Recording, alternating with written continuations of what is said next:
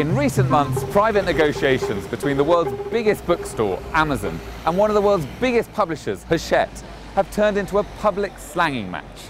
Hachette has refused to accept Amazon's pricing demands, and in response, Amazon has made it harder for shoppers to buy books by Hachette authors like J.K. Rowling from its website.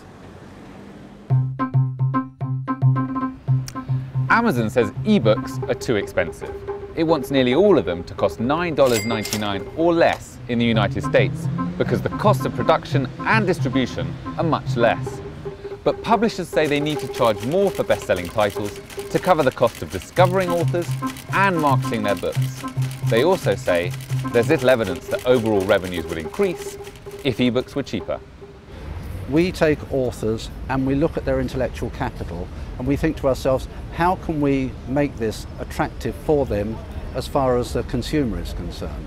So ebooks is just one area that we can actually try and maximise their potential, and in that way engage with the author and act with them in terms of developing them as an author, their ideas and what they want to do, and that rather than the publisher being extinct, if I can put it like that, we are actually of more value to the author because we can bring the certain qualities that a publisher has gained over many centuries to a modern society.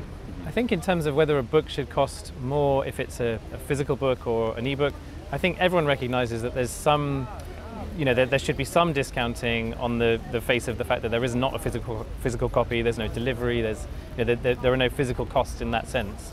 But I think it's difficult to see these things as two completely separate things. I've got to sit down and write a book, and it takes a long time to sit down and write a book, believe me. So I think there needs to be some kind of differentiation between the price, but I think it would just be unrealistic to say, you're going to have a vastly different price for an ebook as a physical book, because what you're really paying for with a book is the difference it makes to your life, and what you're paying for is the fact that someone has sit there and written it, and it's a long process.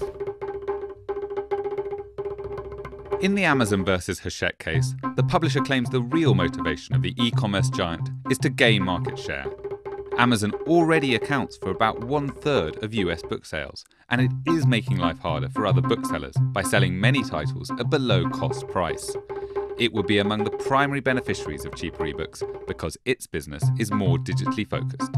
However, Amazon says that it's simply helping to keep books relevant at a time when distractions like Facebook and online video are competing for consumers' attention.